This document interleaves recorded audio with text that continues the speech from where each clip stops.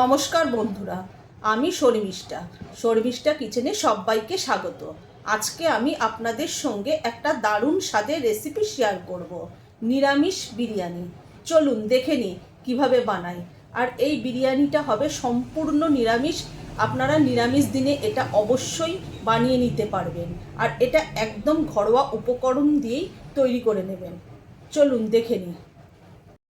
Veg বিরিয়ানির জন্য আমি এখানে 700 গ্রাম দেরাদুন রাইস নিয়ে নিয়েছি। আমি এটা 2 ঘন্টা আগে জলে ভিজিয়ে রেখে দিয়েছি। আর এর মধ্যে আমি নুন দিয়েছি আর সাদা তেল দিয়ে দিয়েছি।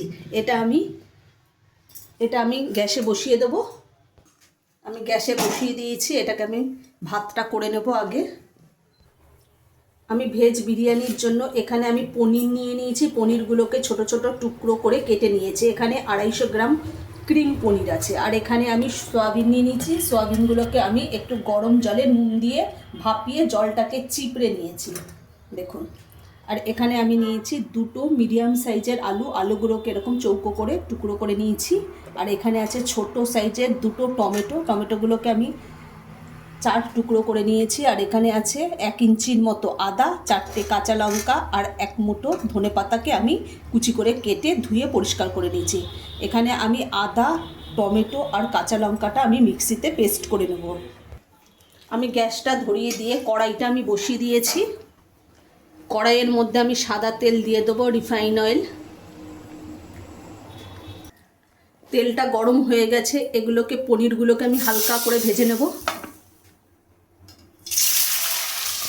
পনিরের মধ্যে আমি অল্প একটু নুন দিয়ে দেবো। এবার আমি পনিরটাকে একটু নাড়িয়ে চাড়িয়ে আমি তুলে নেবো। বেশি কড়া করে ভাজবো না আমি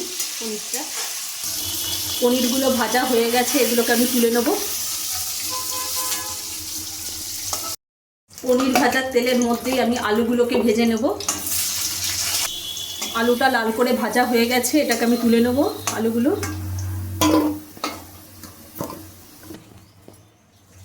এখানে 3টে ছোট এলাচ আছে আর 2টো লবঙ্গ আছে আর একটা দারচিনি। আমি এটা ফোড়নে দিয়ে দেবো। আর 1 চামচ গোটা জিরে দেব। এবার ফোড়নটাকে আমি ভালো করে নাড়িয়ে চাড়িয়ে ভেজে নেব। ফোড়নের থেকে একটা মিষ্টি গন্ধ বেরোচ্ছে। আর এখানে আমি 2টো টমেটো, কাঁচা লঙ্কার যে আদাটা নিয়েছিলাম সেটা আমি মিক্সিতে পেস্ট করে নিয়েছি। সেটা আমি কড়াইতে দিয়ে দেবো। মশলাটার মধ্যে আমি স্বাদ মতো নুন দিয়ে দেবো। আর কিছু উপকরণ আমি এখানে দিয়ে দেবো। আমি এখানে অল্প একটু হলুদ গুঁড়ো দিয়ে দিলাম, 1 চামচ জিরে গুঁড়ো আর 1 চামচ ধনে গুঁড়ো। এবার আমি মশলাটাকে ভালোভাবে কষিয়ে নেব। যতক্ষণ না মশলা থেকে আদার কাঁচা গন্ধটা চলে যায় ততক্ষণ আমি মশলাটাকে ভালো করে কষিয়ে নেব।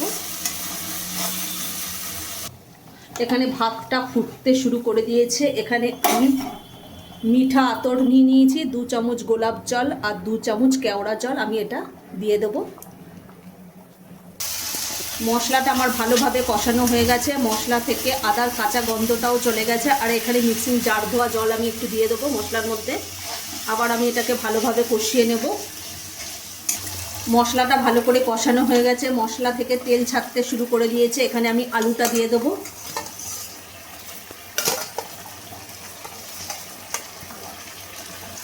আমি সোয়াবিনটাও দিয়ে দেবো।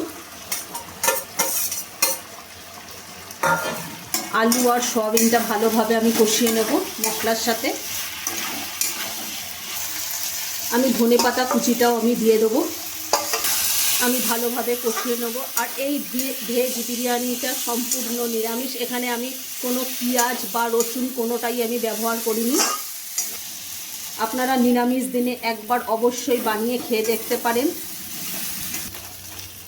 সোয়াবিন আর আলুটা ভালো করে কষানো হয়ে গেছে। এখানে আমি পরিমাণ মতো জল দিয়ে দেবো আলুটা সেদ্ধ হওয়ার জন্য। খুব বেশি জল দেওয়ার দরকার নেই। আলুটা সেদ্ধ হতে যতটুকুনি জলের দরকার আমি ততটুকুনি দেব। নাড়িয়ে চাড়িয়ে আমি একটু ঢেকে দেব আলুটা সেদ্ধ হওয়ার জন্য। তাহলে ঢেকে দিলে তাড়াতাড়ি সেদ্ধ হয়ে যাবে। বিরিয়ানির জন্য যে আমি ভাতটা করেছি দেখুন কত সুন্দর, দেরাদুন চালের ভাত, একদম ঝুরঝুরে, ঠিক আছে?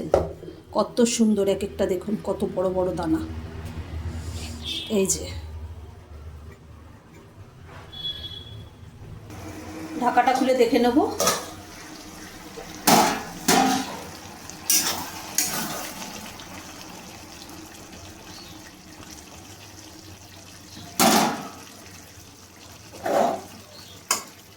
আলুটা আর একটু সেদ্ধ হবে। আমি ওপর থেকে একটু গরম মশলার গুঁড়ো দিয়ে দেবো।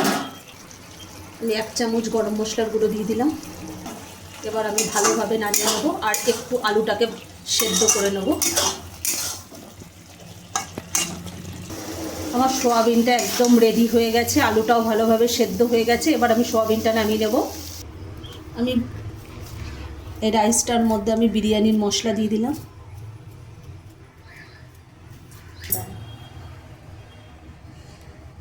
আমি 2 চামচ ঘি দিয়ে দেবো।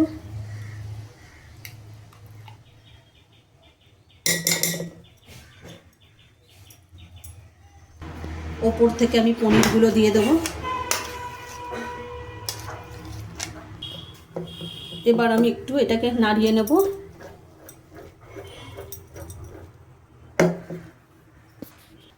এর উপরে আমি যে সোয়াবিনের তরকারিটা করেছিলাম সেটা আমি দিয়ে দেবো।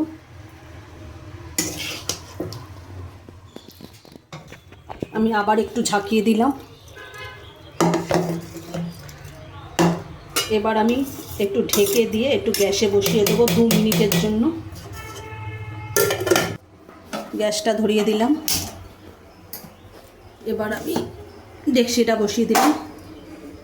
গ্যাসের ফ্লেমটা একদম আস্তে করে দেবো, দিয়ে 2 মিনিট আমি বসিয়ে নেব। এবার ঢাকাটা খুলে দেখে নেব। এবার আমি নামিয়ে নেব। আমাদের ভেজ বিরিয়ানি একেবারে পরিবেশনের জন্য রেডি। আর আপনারা একবার অবশ্যই এইভাবে বাড়িতে বানিয়ে খেয়ে দেবেন। দেখুন কত সুন্দর হয়েছে। আচ্ছা, যদি আমাদের এই ভেজ বিরিয়ানি রেসিপিটা যদি ভালো লেগে থাকে তাহলে লাইক, কমেন্ট, শেয়ার এবং সাবস্ক্রাইব করতে ভুলবেন না।